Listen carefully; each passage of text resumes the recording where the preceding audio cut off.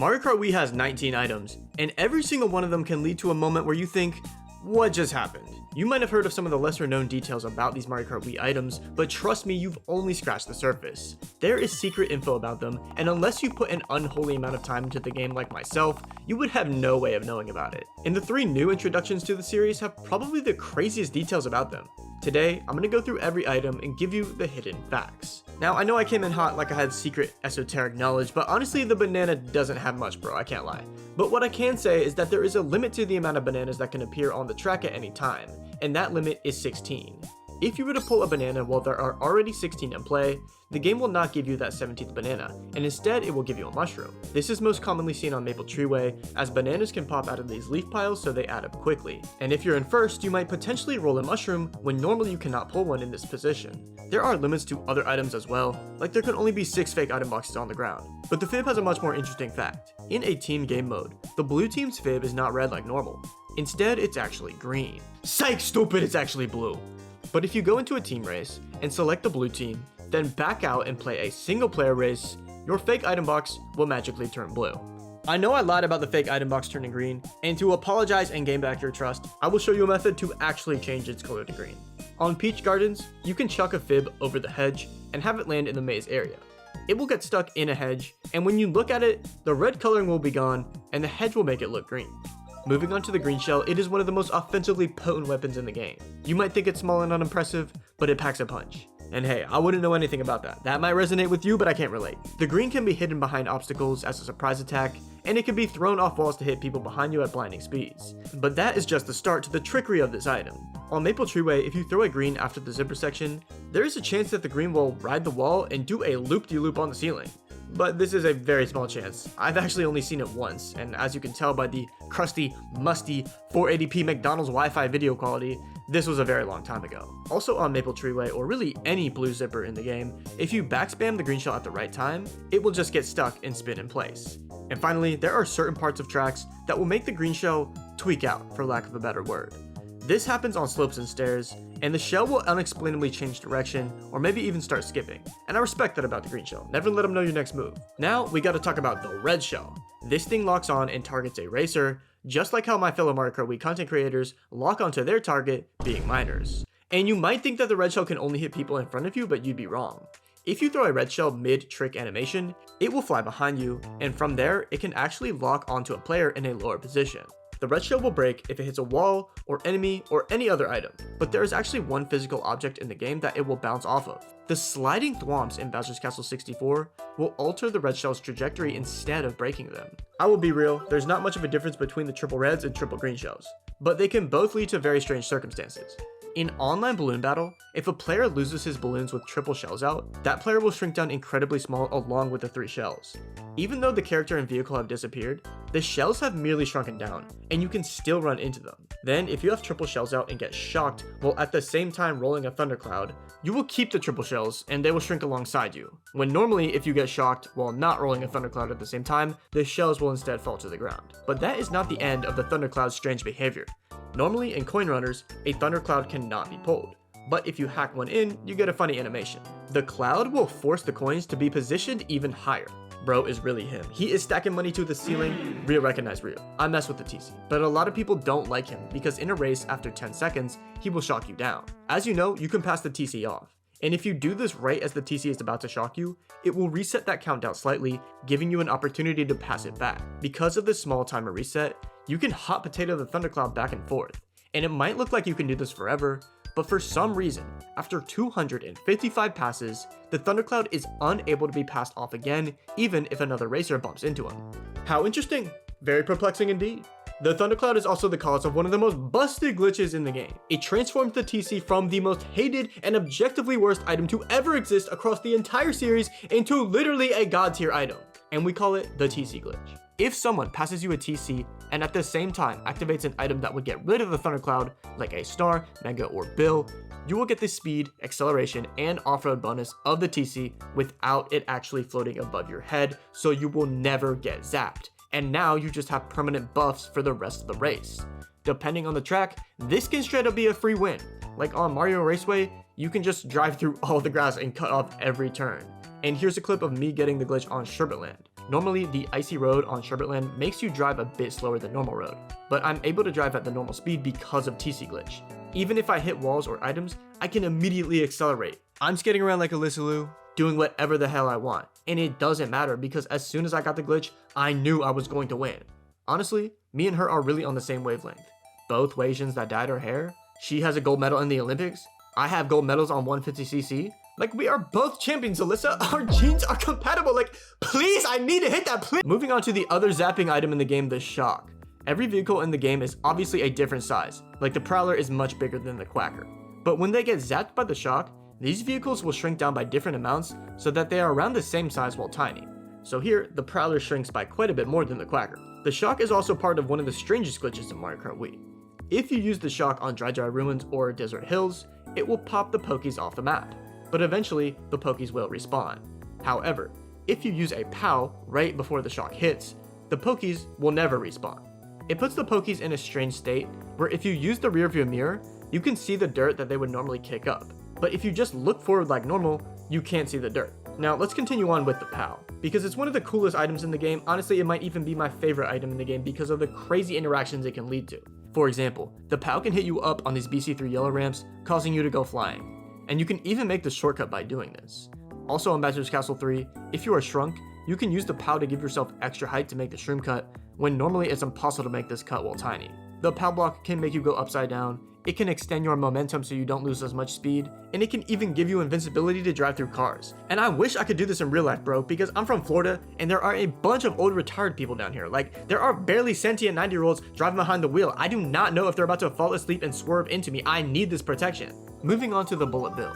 If you use the bill and at the same time land on one of these bouncy mushroom pads, you can store the mushroom bounce. Once your bill ends, you will go up into the air. The bill can also get stuck on certain parts of tracks, and if this happens, it will recognize that it's not making any progress and end much faster than normal. So if you fail Sandtop with the bill, do not use it. Now, we're about halfway through the video, and the thought might have crossed your mind. Didn't I see a video just like this the other day? Well, you're not going crazy, because Schnozman made this video called Obscure Facts About Every Item. I was watching the video, and it was going great. He had some interesting stuff. But then he got to the blooper item, and he said, "Did you know the Super Blooper Kart is based off the blooper?" Like, what? Like, yes, bro, I knew that. I did know that. We all knew that. Honestly, that one fact pissed me off so much, and I realized in that moment, I had to make my own version of this bid. So now we get to the blooper. Normally when you use it, it inks all the racers in front of you. But if you use it in first place while no one is in front of you, you will instead only ink yourself. What's even stranger is that the blooper is not affected by shadows. You can see your character go from light to dark while entering a shadowy area, but this doesn't affect our tentacled friend. However, on the battle map DS Twilight House, the blooper will get darker in shadowy areas, and for some reason this causes him to ink himself, and now he's black. The bomb is an item that can be used to crash the game. On Bowser's Castle 3, for some reason, this thwomp just behind the finish line doesn't immediately start stomping after the race starts, and it instead remains in this suspended state for a few seconds. If you manage to throw a bomb at it and hit it with an explosion before it ever touches the ground, for some reason this crashes the game, and I don't know why. You know what else causes explosions but is blue and white? The spiny shell, aka the blue shell. The blue shell's explosion can be dodged easily with a mushroom, but you can also dodge it with no item if the blue shell hits part of the ceiling right before it descends. This is already pretty cool that you can just dodge a blue shell with no item, but there is an even crazier way to dodge it with shadows, or more specifically, the invisible plane which you drive through that triggers a shadow effect. Recently, a Mario Kart Wii community member, Jaylee G, discovered that if a blue shell hits these shadow planes, it can cause them to explode early and you can dodge them. Now, if you have no way of dodging the blue, your best way of avoiding it is getting your ass out at first. But how do you know when a blue shell is coming? Well, on certain parts of tracks, you can actually see the blue coming as a white streak will be flying through the air, so you can react and slow down, and hopefully someone else drives into first. But there's actually another way to tell. Only those who are really tapped in know this method. Only the real Mario Kart Wii hitters know ball like this. Sometimes, when a blue shell is thrown, it will make a sound effect that you can hear no matter where you are on the map.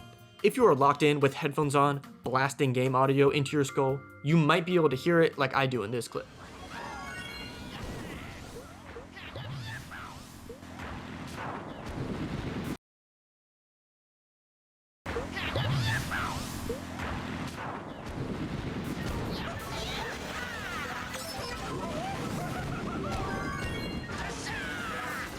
I heard that shit. I don't know if you can tell by now, but I am a Mario Kart Wii addict. A fiend. I live for the sweaty Mario Kart shit. Y'all are taking TRT to gain muscle? Y'all are taking Reddit to lose weight? Bro, I am injecting C-Max, C-Link, and Cerebralism as a cognitive stack just to make sure my rock hops are on point. But yes, with supersonic hearing, you can hear the blue shell.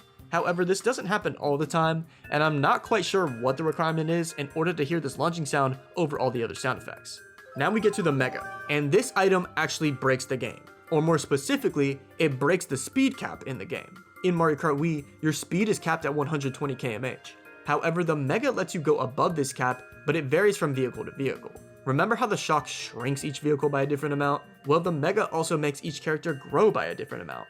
And that amount directly correlates to this speed increase. For example, Funky Flame Runner grows 1.9 times, which means his max speed in a Mega is actually 1.9 times higher at 228 km/h. However, to actually reach these higher speeds, a certain condition must be met. You have to be affected by an external force or motion. For example, the moving conveyors on Toad's Factory, the moving water on Koopa Cape, or just simple gravity pulling you down. When shrooming on the moving road, your speed will increase past 120. And if you let yourself fall for long enough, you will reach that new max speed cap for that vehicle. For the star, I'm gonna have to give Schnozman some respect, because he came up with the same fact that I'm putting in my video. If you use a star in the cannon on DK Jungle Parkway, and then you drive into the grass afterwards, it will slow you down like you were just normally driving through off-road with no item. And honestly, I can't think of anything else interesting for this item. And the same goes for the Golden Mushroom. Like literally the only thing I can say about it is that it lasts for 7.5 seconds after you first use it. Like wow, isn't that so cool? Did you know that? Subscribe for more epic Mario Kart Wii facts. Because there isn't much to say about the Golden in Mario Kart Wii, I'm going to talk about it in a different Mario Kart game, Double Dash. In Double Dash, the Golden is a special item that can only be pulled by Toad and Toadette. It behaves the same as in every Mario Kart game, but in Double Dash it only lasts for 5 seconds instead of 7.5, so it's a bit worse. However, the Golden can be used for one of the most broken glitches I've ever seen.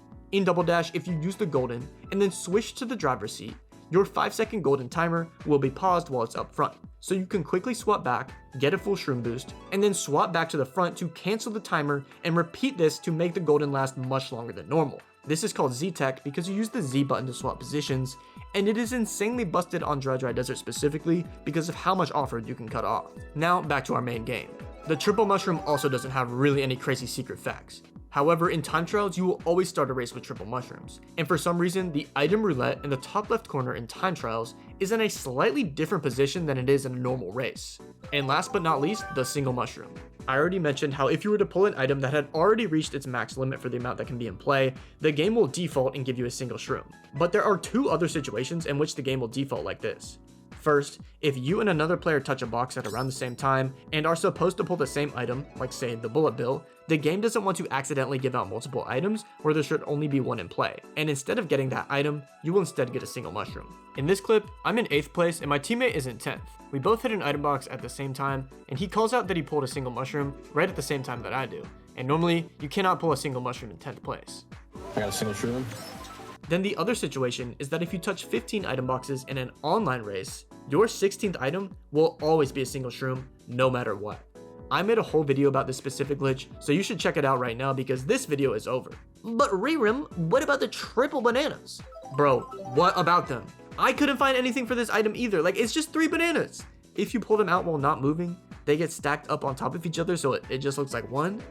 That's neat, I guess. It's a special item unique to only a few characters in Tour, like that's it, that's all I got. Anyways, shout out to JayleeG again, and also B_Squo on Twitter. I used a few facts from their discoveries, so definitely check out both of these guys, and also watch my item box video. I'll see y'all later.